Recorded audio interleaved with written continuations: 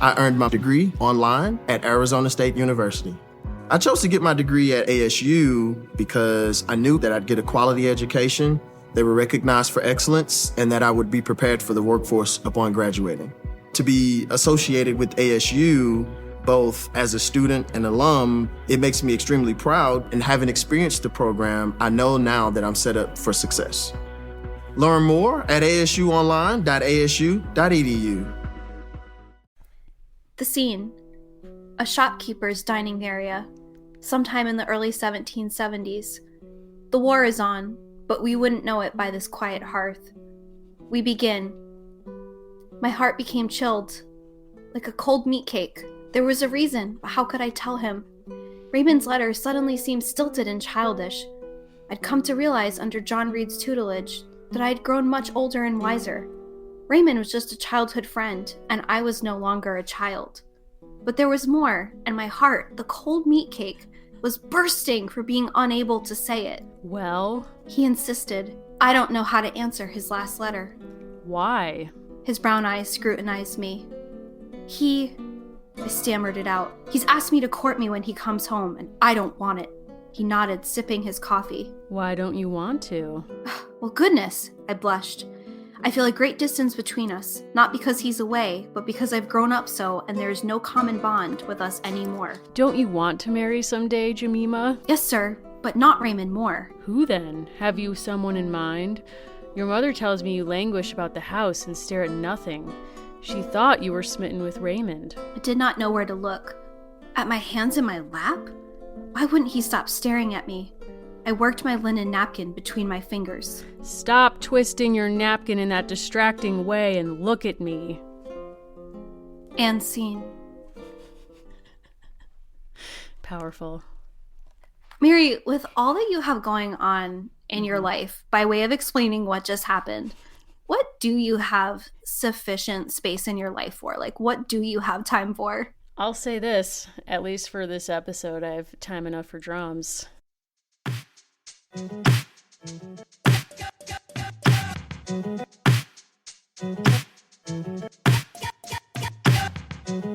This Ann Rinaldi classic, very appropriately released by the Troll Book Company. Wow. It changed me. It moved me. Sure. Made me question our friendship. Yep. Made me question the power of print literacy. Sure. It made me wonder if I understood anything about the revolution. Yep. Realized I knew nothing about New Jersey. You know, I don't even know. I truly, and I know I say this on so many episodes, I don't know where to begin with this book. I too have been traumatized. I lived through a war with this book. And not the war that she's saying that she's writing about. You know, when I thought about New Jersey, I thought about Bruce Springsteen, okay? Yeah.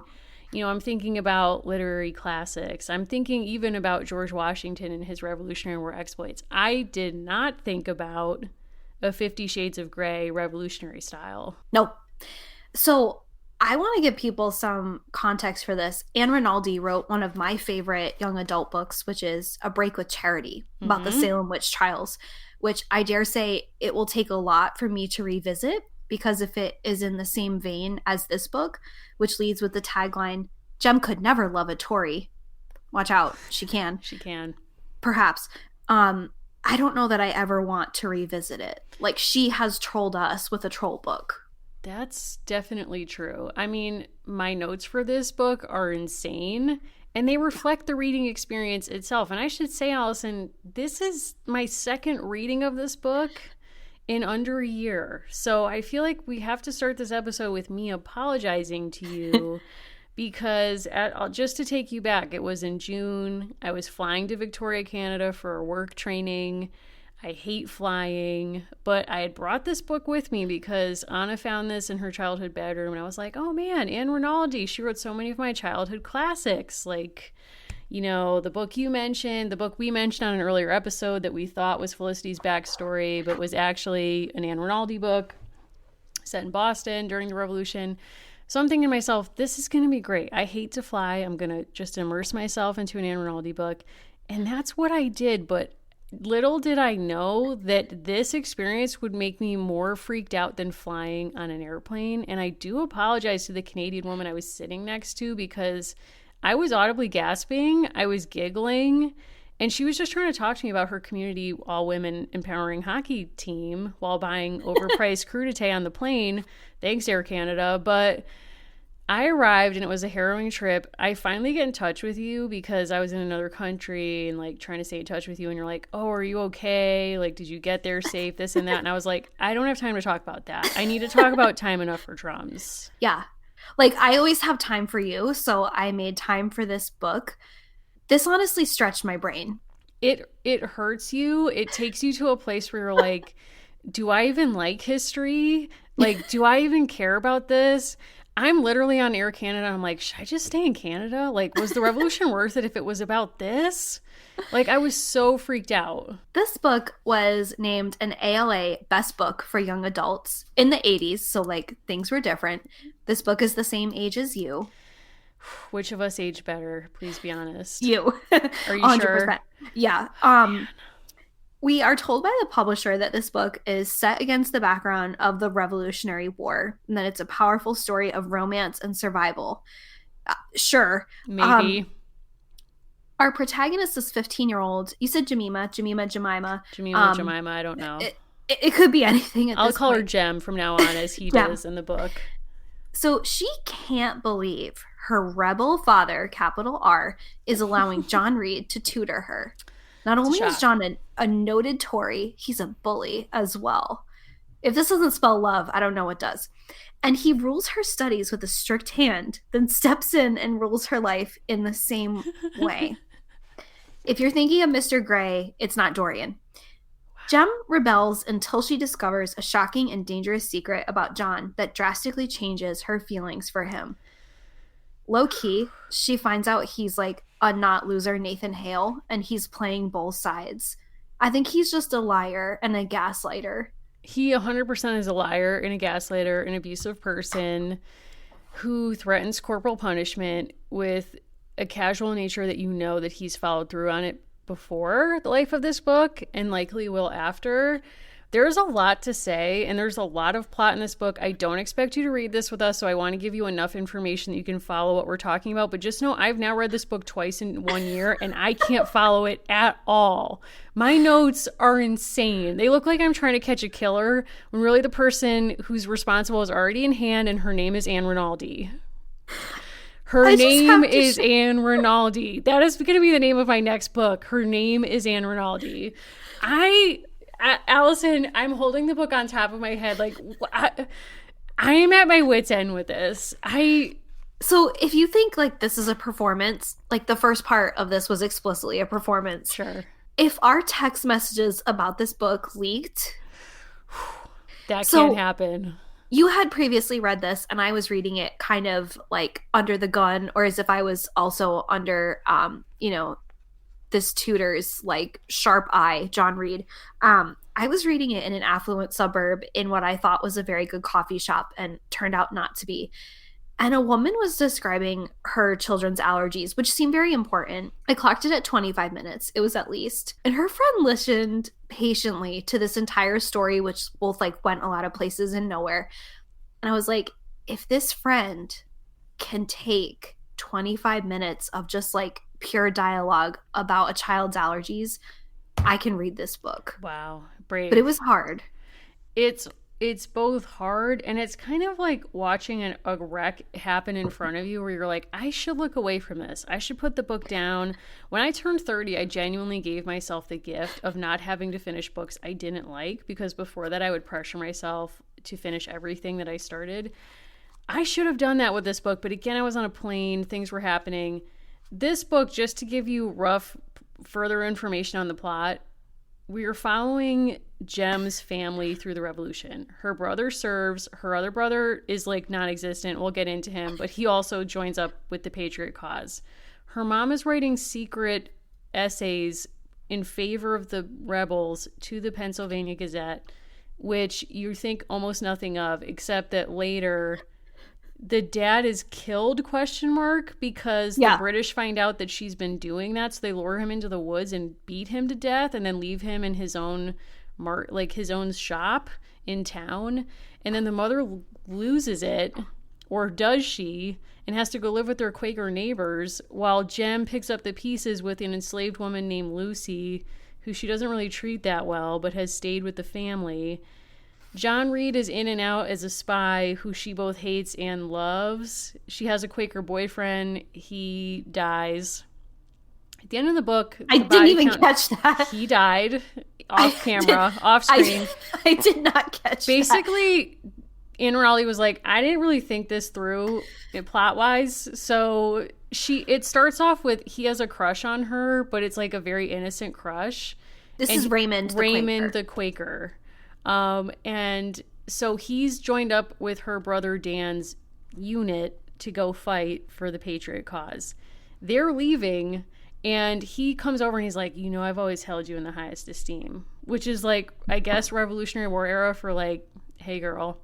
Yeah. And she's like, ooh, me? And he's like, can I write to you? And she's like, I would be honored. I'd love to write you back. Then he just kisses her.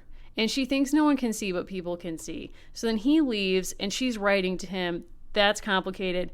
But further in the book, almost as an aside, her brother writes home and is like, oh yeah, by the way, Raymond got really sick, and we left him behind at somebody's house. Like, hope that works out. And then later in the book, you get a further aside where it's like, hey, Mr. Moore's going up north to pick up his son's body because he's dead. So, like, don't worry about that. Well, we all missed that because Jem had moved on to John Reed at that point. True. So she is 16, so... That's a great point. We need to get into her age. Her love interest is 24. She is 15 when we meet her. And you find out that she was 13 when he started tutoring her. Yeah. So they met each other and he started having a crush on her when he was 22, and she was 13. So that's like Jerry Lee Lewis territory. He married his 13-year-old cousin, just to give context. Nobody asked for that, but I'm just saying, like, at no time is that okay to me. No. Allison, I'd love to start this conversation by literally starting with the cover. Now, we have different editions, different covers. I'm going to post my cover. It is some of the most terrifying imagery you will see with the naked eye. You have two people who are in love, not looking at each other, staring in opposite directions in the middle distance in a very romancy novel pose, except in romance novels, they seem to be hot for each other, and here it's like, can't say. Yeah. As you know, I like to read the acknowledgments before I start any book. And in this book, it's in the end. Allison's losing it. You know where this is going. Allison, I read this and I would have thrown the book, but again, I was on the plane. We have Ann Rinaldi thanking her family at the end of the acknowledgments, okay? Ron, her husband, for his devotion and understanding. My daughter Marcella for posing as Jem for the book cover and for taking the manuscript to New York. Then, my son Ron for not only posing as John Reed for the cover. Pause. This woman had her son and daughter pose as a romantic couple for the cover of her book. Yes. Do you have words? Honestly, it's the least, issue with this book. Are you kidding? Seriously? So she also thanks him for being the original catalyst who encouraged her interest in the country's history.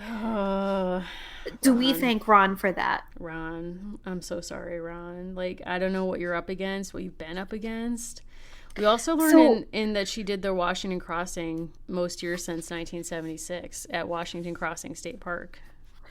Well, she cares a lot about George Washington. So I also flagged a few passages, in the epilogue and the afterwards.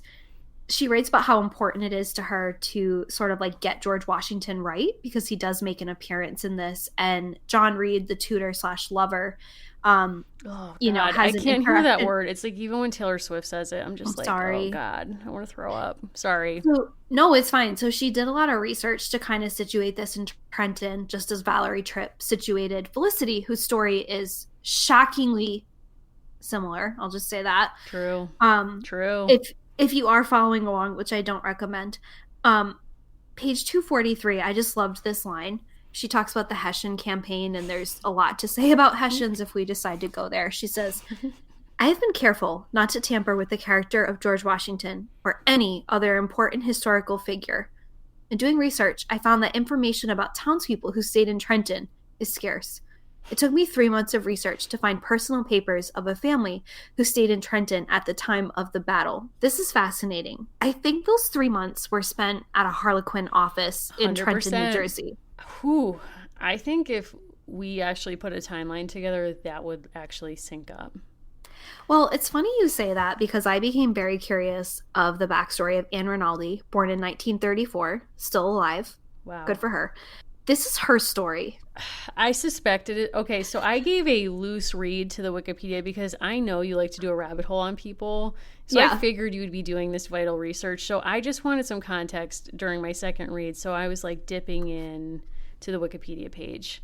But would love to hear more from you.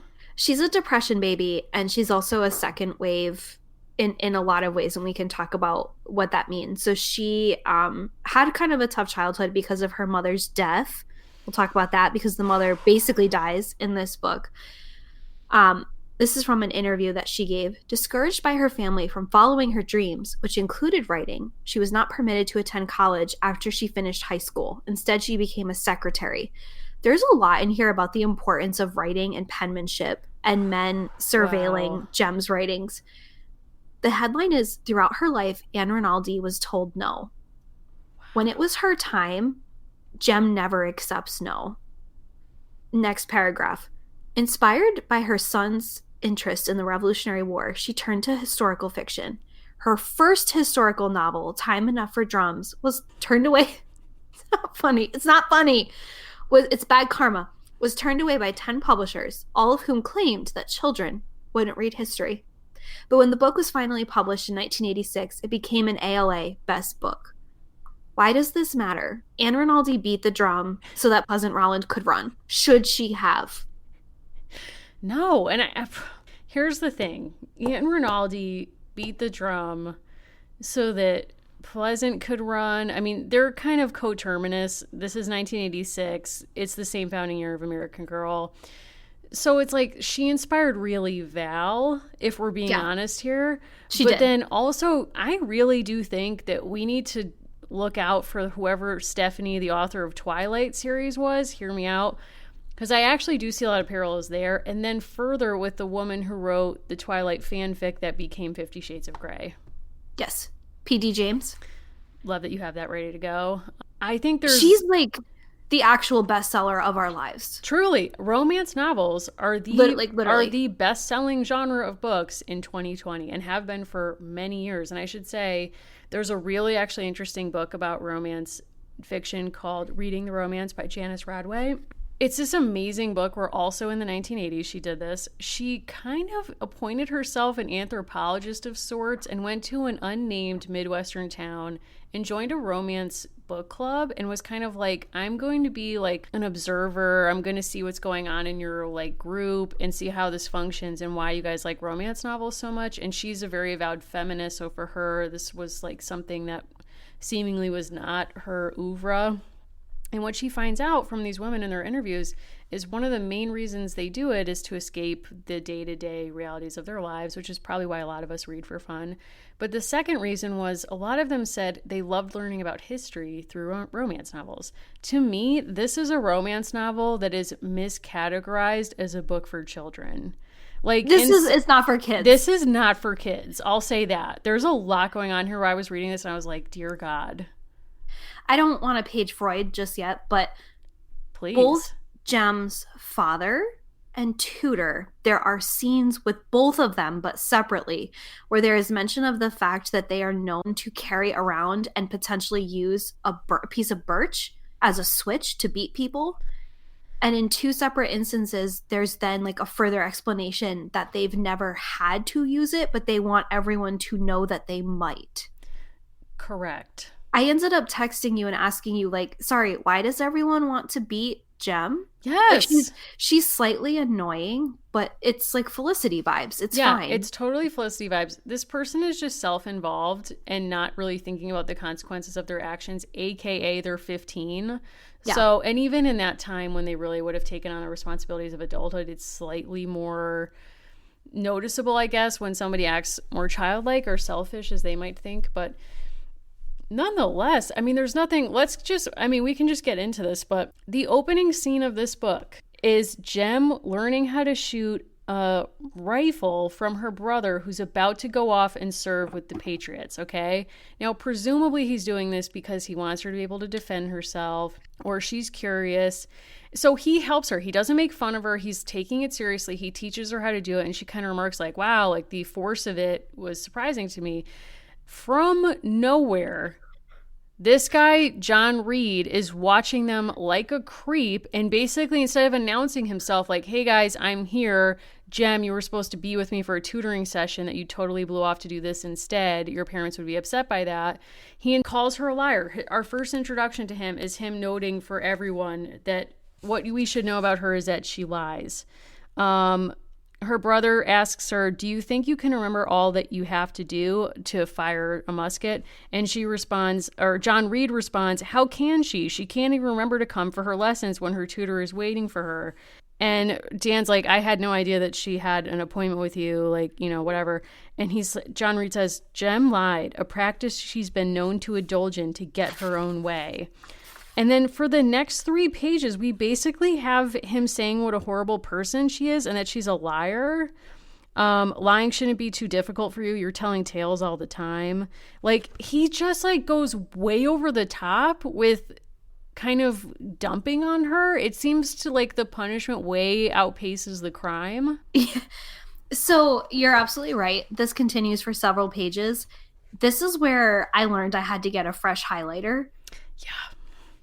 Because I was like, well, I have to highlight what's important. I was already in pretty deep with it. This is another line. So Dan says that, you know, he'll go get someone else who's necessary. I'd appreciate that. If it makes you feel any better, I'd probably teach my sister to use a musket too if I had a sister. Okay. Sure. After I birched her first for lying. This is John Reed. It's page 7. We've already had the birching mentioned several times, and I started to keep track of how often it was mentioned that someone might get birched as a verb. And then finally I was like, I don't need to do this work. Like, someone can control F and find it. It doesn't need to be me. Right. And it's almost kind of jarring to start counting all of this stuff. Like, I just think in some ways for a book that the plot is so all over the place, the language is so almost at a level of caricature. Like, instead of subtly saying like, we don't like each other, we don't know why, and it's like, oh, egads, because we're in love and we can't handle it, which is essentially what they're laying out here. Instead, it's like we get this history of John Reed on 13 where we learn that he's 24, his parents have drowned at sea. His father, because he killed them. He probably did sink that ship, or even if they were on the ship to begin with, like, check the woods. That's all I'm gonna say. Check the woods. And his father and Jem's were boyhood friends. His inheritance had allowed him to open a school for boys on King Street. Quote, he lived alone above the establishment as befitted a weasel. And like, you're chill like, out. What? You're like, Anne, what are we supposed to do with any of this? It's just really creepy. Like, the next scene is where she kind of is like, I don't know why you guys are so obsessed with him. He's a Tory. And everyone's like, John is our friend. That was uncalled for. You should apologize. And I'm like, was it uncalled for? Her brother's about to go serve. It's probably confusing that you let this Tory in your house and he's privy to all of your private conversations. Exactly.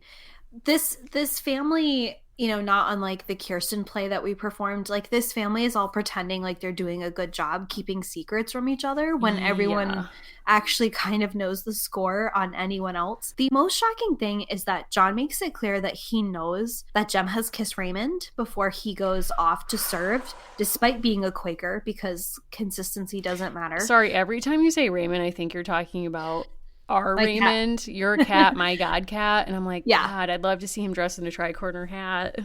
I would too. Oh, Raymond. Aww. Raymond has more depth than the character in this book. Without question. There's like a lot of, it's interesting. There's a lot of characters that are kind of thrown to, characters who are like, as a Quaker, I object to this. And then we don't see them again.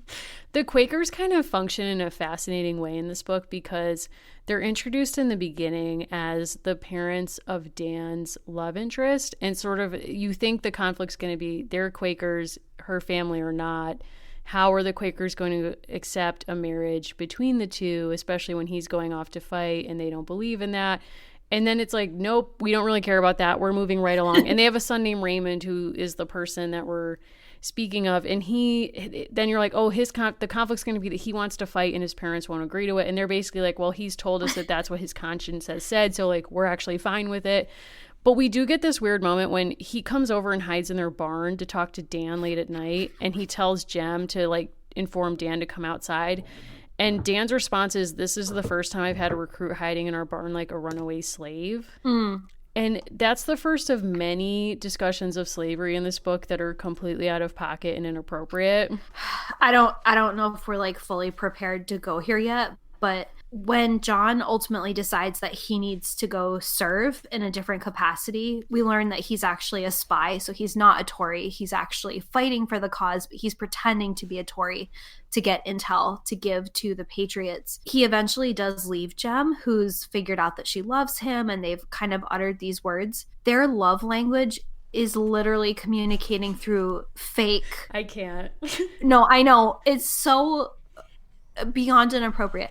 Their love language is communicating through fake and falsified runaway fugitive slave ads. That's literally what happens in this book. That's an actual plot point that's returned that's to a plot multiple point times in this book.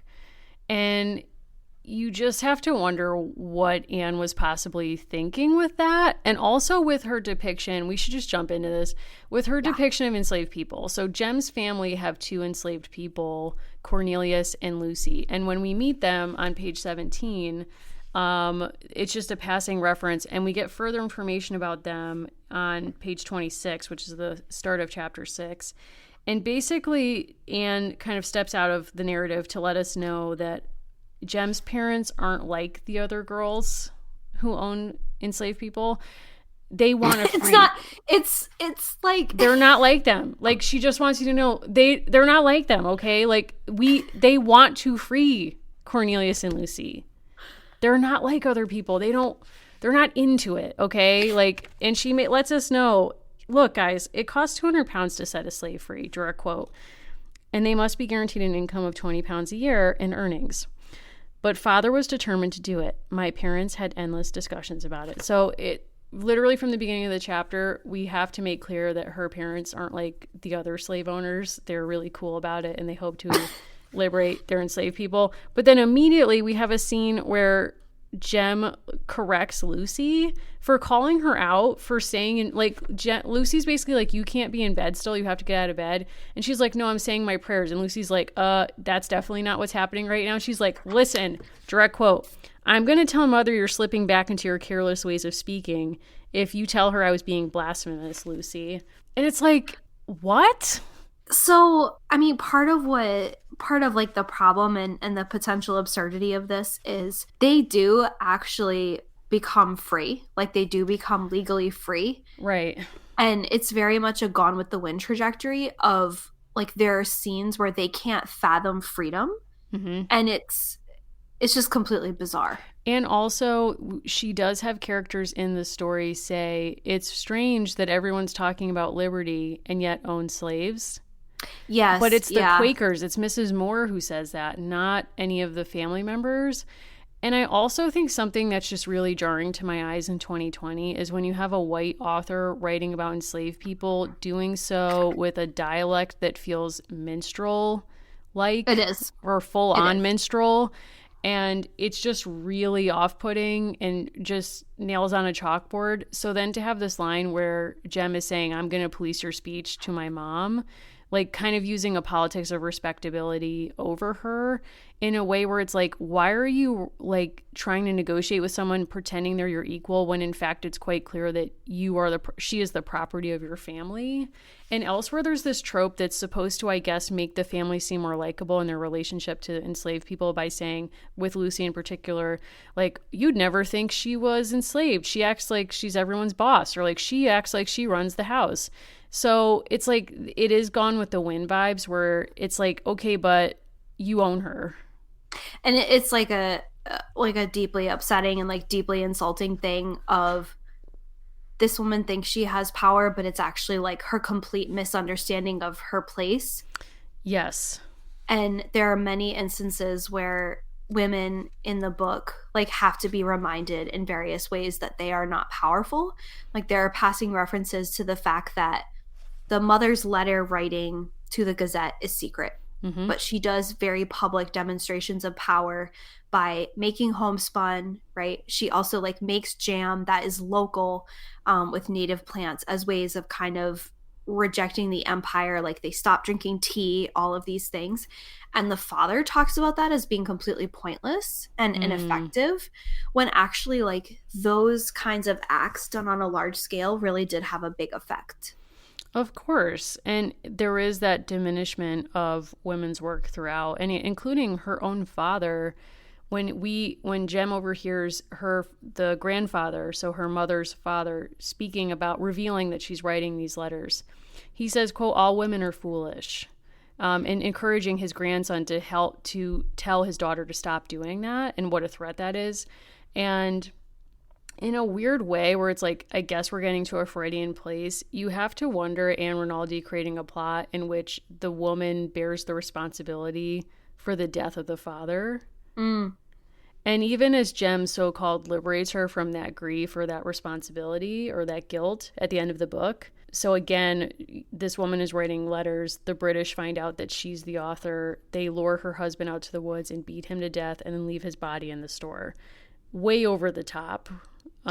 Retribution. The mother then has this very strange response to this where she claims it seems like she's gone insane. She's basically pretending to be catatonic is what's happening. At first it seemed like, again, Felicity vibes, like someone having neurasthenia. Like she's just so like there's like exhaustion or trauma and she's robbed of her speech almost in kind of a shell shock way. You read accounts of shell shock. But then and we're jumping ahead and we're going to have to jump back because there's a million other plot points to get to that are worth discussing. But just to wrap up this mom plot line. On 196, so she keeps going and she's like, Jem is going to the Moore's house where the mom is sort of recuperating in her grief. She's not speaking. She seems out of it. And we see her like being out of it. That Jem goes there and she's like, you know, really acting unaware. She's sewing. And she says to Jem, like, basically, your apron's so dirty. Like, I should make you a new apron. How can your mom let you out of the house like that? And she's like, okay. Like, well, if you want to make me a new apron, that'd be great, ma'am. Like, stranger I've never met before. And then she's like, I can't believe my mom doesn't recognize me. This and that. And then by 225, 226, the mom snaps out of it because it comes down to Jem goes there and is like, John Reed needs to stay in our house and recuperate from an illness he picked up while a prisoner of war. But also my sister, who's a loyalist and married to a British soldier, is here and won't stay in the house if he's there. Because also, like, they used to be a love interest, I guess. And at that point, the mom snaps out of it and admits she doesn't really snap out of anything because I guess she's been pretending the whole time. Yep. And says, there are days I can't even talk to you. I knew who you were right from the beginning. I just couldn't. And then she starts to cry because she blames herself for her husband's death. And the whole time I'm like, I can't wrap my head around this. Like, what is this?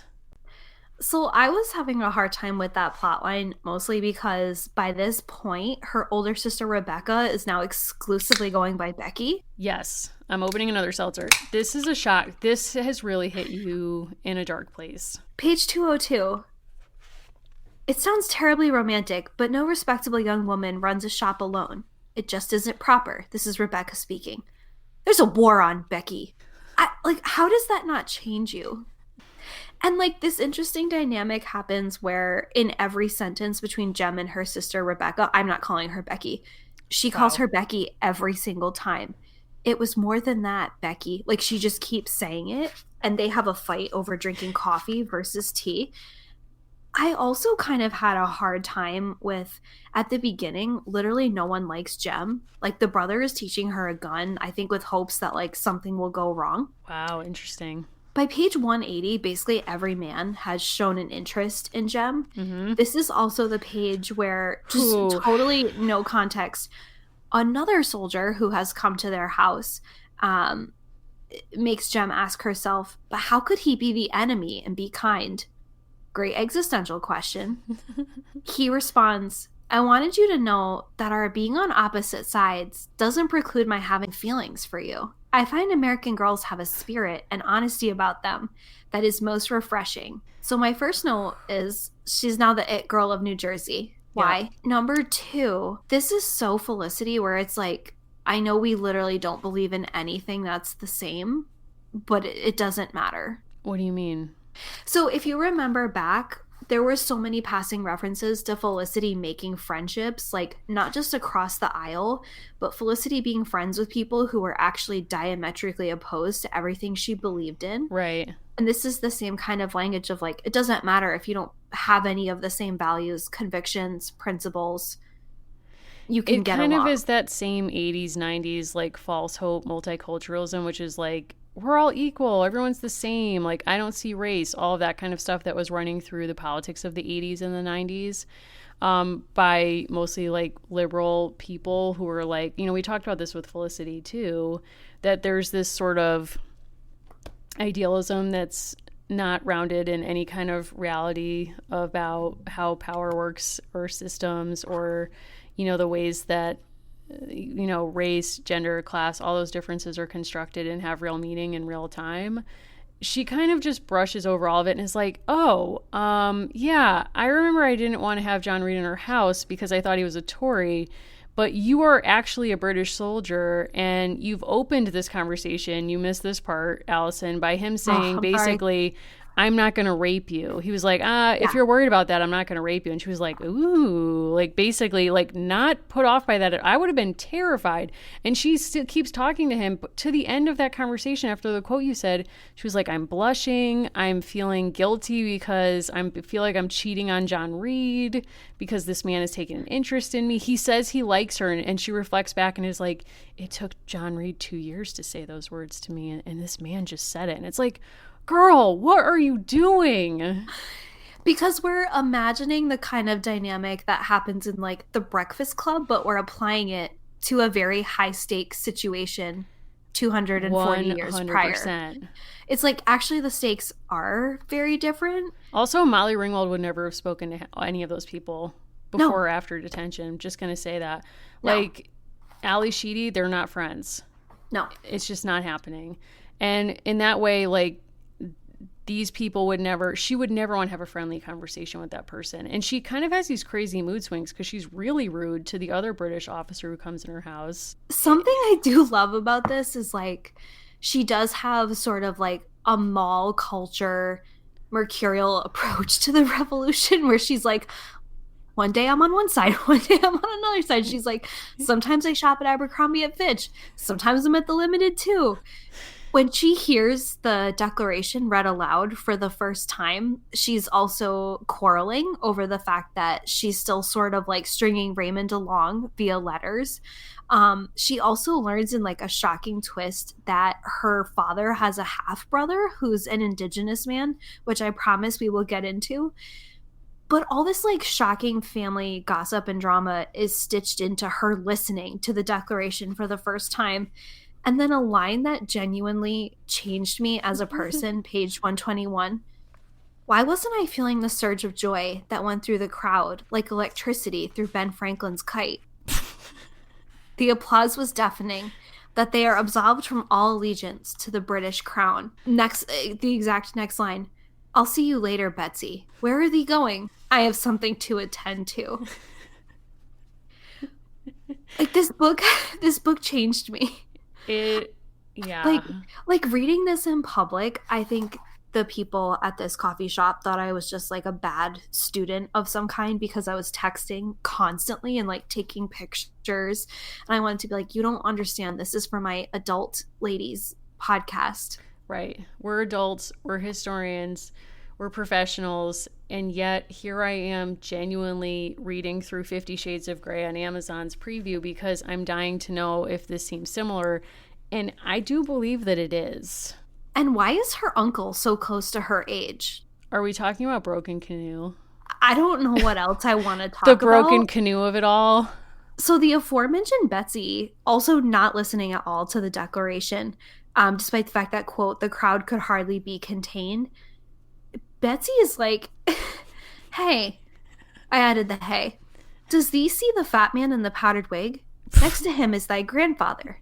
Indeed it was. Grandfather Emerson stood out in the crowd, tall and commanding in his frontier clothing. Canoe was with him, listening attentively. Oh my God. Oh, Canoe is handsome. Hush, Betsy, you're betrothed to my brother. And thee is writing to Raymond, only thee walks in town all the time with John Reed. What's happening? Are we fighting a war or what? Is there a war on, Becky?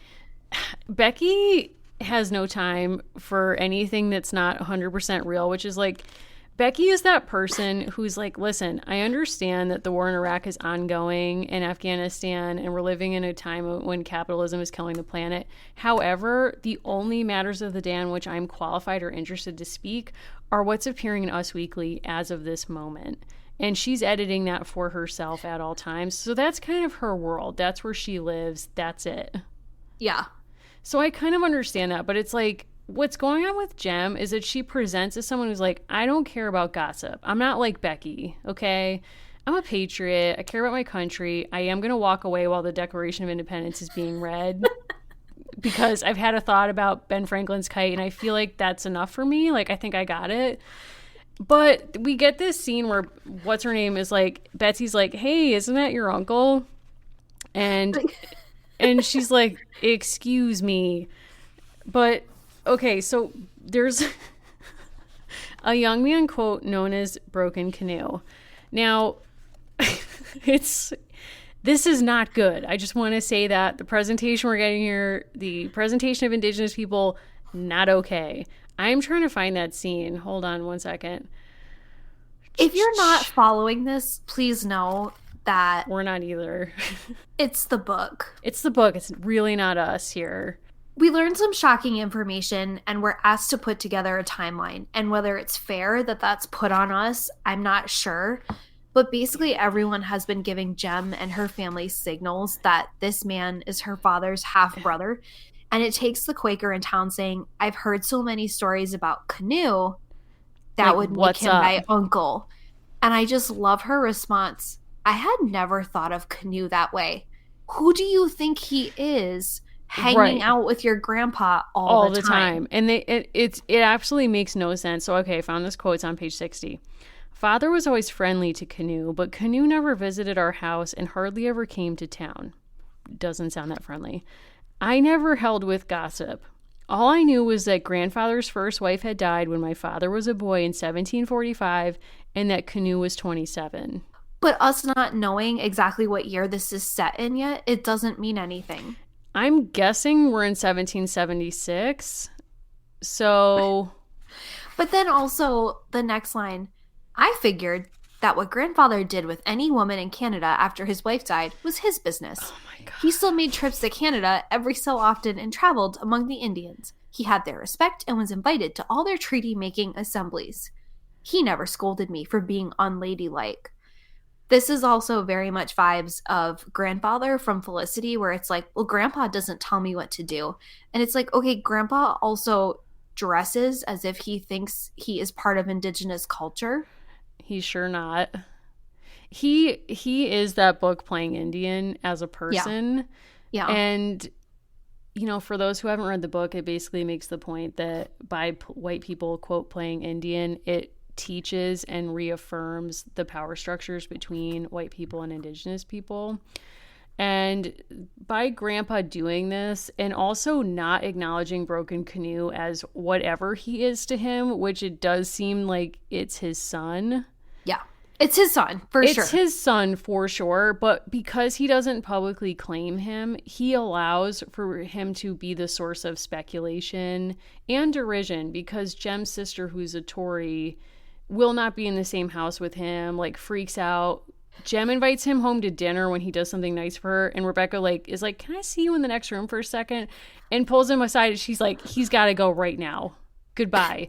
And then Jem's like, no. And then Jem comes out, she makes this whole speech defending him, and when she comes out, Canoe is gone. So you're just like, this book, it's just like, oh my God, the presentation of Indigenous people is that they're there to save white people, because anytime anyone misbehaves, they go to Grandpa's house and Grandpa doesn't help them. The Indigenous people who live with him do. Like when John Reed is sick, they nurse him to health. She gets rescued. Jem gets rescued when she falls off her horse. How many things happen in this book? It's not that long. Like, I want to say conservatively 50. Like, I think that's why I took such crazy notes, because I was just trying to follow all of this. Like, literally, if I just said to you how much of this book is about penmanship, the answer would shock anybody. A lot. Like, knowing that she has a background in dictation, it's actually like really critical, because one of the first ways that it's signaled to us that John Reed is interested is he's like, I have to read whatever you write to Raymond. I have to read it. And Jem is like, I don't know if that feels like a good dynamic. And he's like, it's about handwriting. And then later he gaslights her into thinking that it's because she might reveal something about his spying. And it's like, you're the only one who thinks that. And Right. you and Raymond are on the same side. You're on the same side. He also cruelly, like, intercepts her mail and threatens to burn a letter from Raymond. And it's just sort of like, I'm sorry, in what world is this an appropriate teacher-student relationship? And then later, when they're, like, practically engaged and he's in New York and he's, like, in some weird prisoner exchange situation where he can roam freely, or that's what he's saying, he's like, listen, you can send me letters, but I really need to make sure that the penmanship is on point, because I've told the British that I'm your tutor. And so it will blow the whole thing wide open if your penmanship is messy. And it's like, I'm sorry, I didn't realize how much of the revolution hinged on penmanship, ? That's where the 50 Shades stuff comes in, is like their tutor-student relationship is so wild. It's not okay. Like, I don't really want to go through the entire... We were reading some of the quotes, and it's like, it's dark, but there's this thing going on where her parents and the rest of the family clearly want her, even as they're like, you're a horrible person and you lie a lot, they also want her to be with John Reed, because they're like, but he's amazing, you should be with him. But they never say that to her, so instead we just get these conversations where she goes to them about something completely unrelated because he is not on her radar in that way, and is like, in one occasion, Mom, I'm confused about why John Reed is allowed to be here when he's a Tory, and everyone's mad at me for saying that we should be careful speaking around him. And she's like, the mom's like, when you told me that you never wanted to get married because you wanted some time being your own person, and she's like, yup. She's like, there's never been a moment in my marriage to your father when I haven't felt like exactly my own person. Like, she has 2 lives. Who, the mom? Yeah. Yes. Yeah.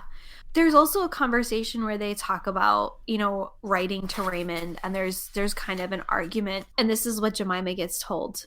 A woman can destroy a man, Jemima. I will not have you be that kind of woman. And now the tutor turns from the window.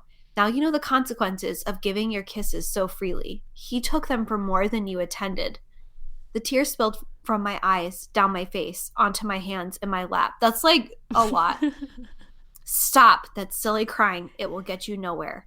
I'll help you answer his letter this afternoon if you wish. I feel like at his core, it is only about the handwriting for John. It is a weird fetish where he's like, let me see you do your cursive. Like, let me see this and that. It's just so strange. And it is the main thing that he's obsessed with. And in all of the other things that he's allegedly teaching her, like Latin and I guess French, it's beyond strange. And he also goes way off at her at one point because some woman gives her a copy of Tom Jones, the novel. Yep. And he's away doing spy stuff at the time. So but she doesn't know that yet. So when he comes back, he's like, where are you at with the homework I left you to do? And she's like, don't worry, it's all done. And he looks and basically discovers that that's not the case. And he's like, what have you been doing? She's like, I've been reading. It's all good. It all counts. Which honestly, I'm with her. It's like, all reading is great. Go for it. But like so, well, not this book, I'll say that, but he's so gaslighting to her all the time that then so she immediately gets sick and he's like screaming at her in the classroom. He's like, why can't you pay attention? She's like, I don't know, I don't feel great. He's like, okay, you have a fever, like go lay down. Then he gives her a copy of Shakespeare's love sonnets, which like doesn't feel like a super appropriate gift for a teacher to give to you. It's really uncomfortable. It was an uncomfortable scene because clearly she has no feelings for him in that way at that time. And he's so crushed when she doesn't respond in the way that she wants. And she's telling her mother that she's like not happy with this situation. And in chapter 16, she's looking for like any kind of validation because everyone's very mean to her. Like, joking aside, I texted you, I was like, what did she actually It's so do confusing. to anyone? Yeah. So she asked her mom if she's pretty and if she's as pretty as the sister. And the mother says, prettier. And I have it on the authority of John Reed. Well, I don't want to be pretty if he says so. And they have this weird conversation. Mama, why do you always bring John Reed up to me? You know I dislike him. And then in kind of a me move, she says, do you? She leans her head. I wonder if you are not just covering up something you can't face in the moment. And it's like, I kind of feel like he should be off the family payroll a la Ben before we start this. In a way, it's like, was this man brought on the payroll as like their arranged marriage for her at 13? Yeah. Yeah. A thing I do like is like she has some really good one-liners. Life is a risk. So is marriage and being a patriot. But I won't profit from the miseries of others. Do you want your tobacco or don't you? Like, imagine if everyone in Felicity's world was like completely unhinged and lived in New Jersey. That's what this book is like. It's true. Yeah. I mean, it's kind of like someone who only listened to Born in the USA by Bruce Springsteen and is like, listen, man, I know everything about the complexities of Vietnam and the disparities with which veterans have been treated upon their return. It's like, okay. And they're like, yeah, like they come home, there's no jobs, this and that. It's like, you kind of know enough to be dangerous. So like John Reed, like they're still there. He's all gone. Whoo. Wow. Like he's gonna come back from that war camp with the birch bark and like it's not gonna be okay. Wow. To quote Bruce, it's Independence Day. Yeah. I'm just like, I'm concerned. Like, I think if there was a sequel to this, although she did write 39 basically more books after this, it's kind of like, in a way, to get sort of psychological, I'm wondering if Ann Rinaldi was going through something at this time and was sort of thinking the only way a woman is desirable is if men can punish her and save her. Because it's like, we're getting literally when Jem like goes through this John Reed's papers and finds out he's a spy, and she's like, wait a second, I thought you were a Tory. And he's like, I'll murder you if you tell anybody. And he's not kidding. And it's like, no, this is really uncomfortable to have so many threats of violence against a person that you also claim to love. And there are scenes where she's like, I'm really confused because I hate this person, but also I think I'm starting to have feelings for him. So it's like gaslighting and Stockholm syndrome. You made a very powerful point off air about Rihanna. Thank you. Yes. All I have to say about this book after reading it twice is that Rihanna did in 3 minutes what Ann Rinaldi tried to do in 250 pages. I know. I do think Ann Rinaldi made me rethink the Declaration of Independence. And I'm not sure that Rihanna has done that yet. What do you mean? Like that scene, like I keep saying this book changed me. There are parts of this book that are so deeply, profoundly funny to me. Like when I say I had tears streaming down my face because I could not believe what I was reading. Like I do think part of why we're doing what we're doing is we're reading really good young adult and youth literature that's a function of a very specific time. And again, like Anne is not just like walking so others can run. It's like she is like screaming down an alleyway. Yeah. I mean, it's not all there, but I think like she was path breaking in like a few very particular and important ways. And then like kinks were worked out probably in more ways than one by the time we got to Pleasant Company. Well, I think it's interesting that we brought up Bruce kind of without planning it, because Bruce's music, if he deals with generational relationships, are always between fathers and sons. And when people write about the American Revolution, historians, fiction writers, traditionally, that's how people try to understand what happened in the revolution, is like the world of your father is very different than the world the son will inherit. Literally, there's a book called Inheriting the Revolution that's about these kind of generational changes. But Anne, if we have to give her credit for anything in this book, is that by picking a romantic relationship as the relationship to process the revolution is asking us to think about it in a different way. And I don't know that she landed that plane, but she got us off the ground, I guess. I mean, well, we have some new models for how to eliminate characters, like Raymond, problematic Quaker, dead. Also, off scene. Honestly, miss that.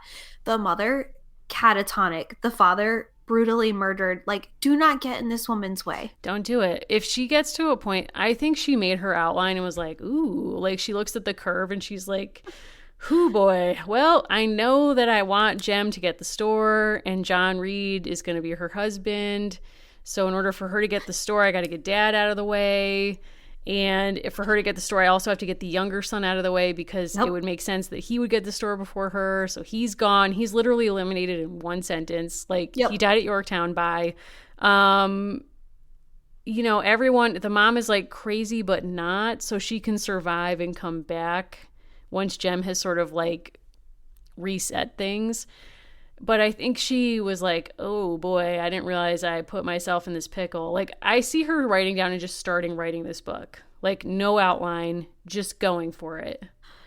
I mean, someone I kind of want justice for is Lucy. Right. Who is basically being held as a hostage. She is the person who is technically free, but is basically like held under the spell of this family. I think she's probably being physically restrained by John Reed. I think that's 100% accurate. I want this book from her perspective. Well, like it wouldn't work because it would be a crystal clear indictment of this family's power dynamic. It would just be called White People Are Crazy, period. It would be called Birch. It would be called Birch. It would. It would be called, I don't even know. This family tree is a birch switch. It would be called Common Sense, question mark. Yeah, it's this not there. This book has a little bit of that too, where when you set a book in a particular time, you throw every reference you know into it, where it's like from nowhere, Ben Franklin's kite. Like, yes. Hey, don't you know, did you read Common Sense, that new pamphlet that's sweeping the colonies? I know. But like, yeah. I'm dying to set eyes on George Washington. It's like, who? I just want a portrait of him and under it have him, question mark. Like, I don't care. Like, as I'm starting to think about, you know, like great texts of literature, it's like, you know, like, wow, like, you know, I'm going to be part of your wedding. Like, what do I write in your wedding card? Like, I do know that I'm going to come back to this book for inspiration. Mm-hmm. When John Reed has to leave, we learned this. One minute he was in father's study, telling me he expected me to keep on with my lessons, leaving books for me to read. His hands were on my arms, as gentle as goose down, yet like hot irons. I literally can't fathom that. The next minute he was striding down the wide hall, and I was standing on our front steps watching him ride down Queen Street. He left on the pretense he was gathering information. He would write for a Tory paper, but he would also post notices once a month about his runaway slave Portia under the name of Charles Agpar. As long as those notices appeared, I would know he was all right. This is unacceptable. 100%. Like...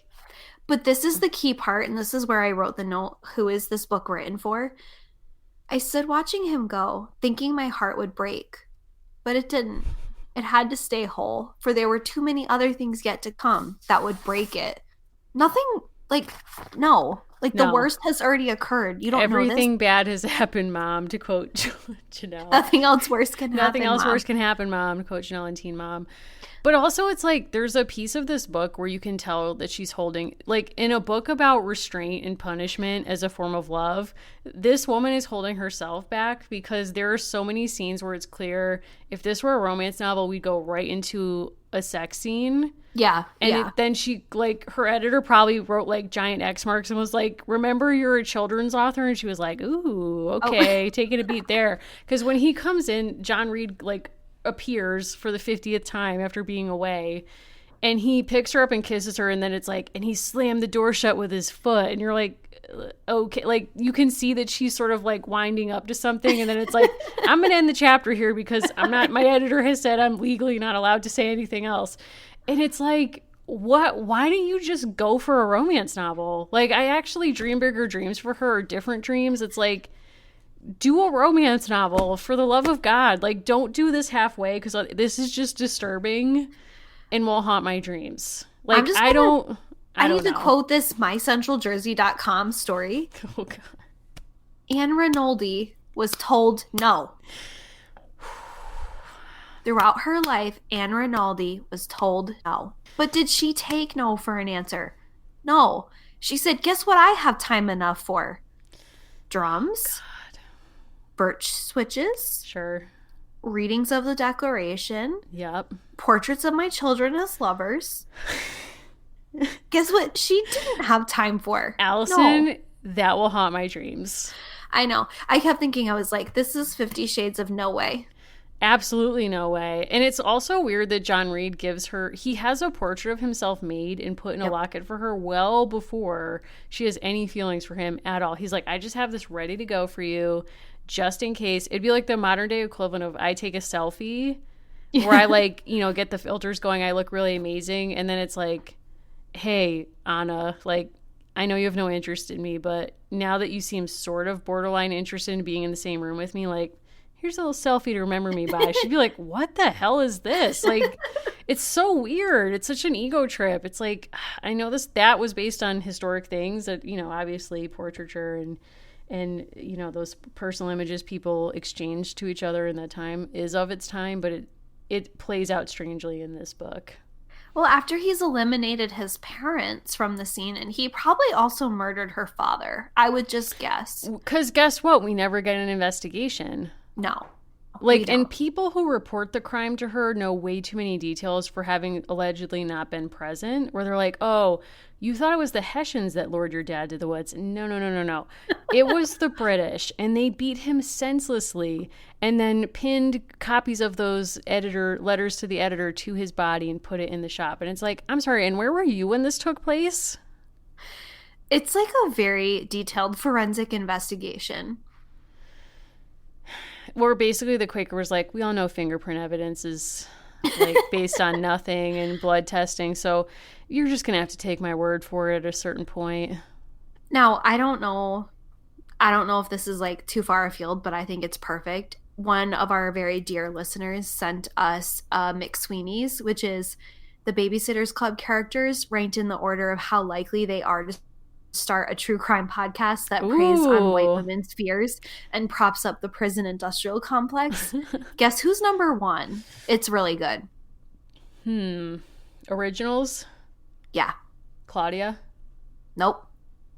Christy? I thought that too. No, but this is like problematic white podcast. Dawn? No. Interesting though. Who? Marianne. But you identify as a Marianne. It's hard. I know. It's hard for She's you. scared of everything. She's a natural. As host of Spear for Fears, Mary Ann proves to be a true crime ingenue. Christy is number 2. Stacy is number 3. I object to Christy being number 2. I don't. Because she'd be the girl boss of it. But that's Abby- that's a different style podcast. I could see her being the number 1 girl boss podcast host of the Babysitter Club. 3, 4, and 5 are Stacy, Abby, and Dawn, respectively. With Mallory number 6, which I think is kind of shocking because I think Mallory, I always saw a potential in her to completely lose it. Mallory would be my number 2. Yeah, I think Mallory would be much higher. And I actually think Claudia would have like a very cool, like off-kilter podcast, but it would be like the undisclosed. Yeah. It would do actual investigations. Like she would get people out of prison. Claudia would get people out of prison and would also be like highlighting designers who are protesting the prison industrial complex. 100%. I did not mean to take us away from Canoe, however. Listen, as you said, the Canoe of it all. The Canoe of it all, we will never forget. Canoe was my favorite character because he was too good for this book. Canoe did what I wanted to do every time I was reading this book, which was he would just leave. He would just sort of ghost and be like, yeah, this being around you is just too difficult, so I'm just going to leave, which is how I felt reading this book. I just feel bad for the way that he's treated in this book. Like, Canoe and Lucy are done so incredibly wrong by Ann Rinaldi. Yeah. That it's just hard for me. It's hard for me to figure out what she could have possibly been thinking. I think we'll never know. And I think there are just some mysteries in life that will have to keep evolving. But the beautiful thing is we have at least 39 other novels. So we could keep doing this for a long time. This is a well that will not run dry for a very long time. And I will say the greatest mystery of all that we have to take with us out of this book is, what does time enough for drums actually mean? You know, it's referenced explicitly quite a bit, and I can't say that I know. Page 58. It's all wrong. Person shouldn't go off to war like that. There ought to be more to it. What more is there? I don't know. Drums? I think there should be drums. Drums on the battlefield. Time enough for drums. Eat now.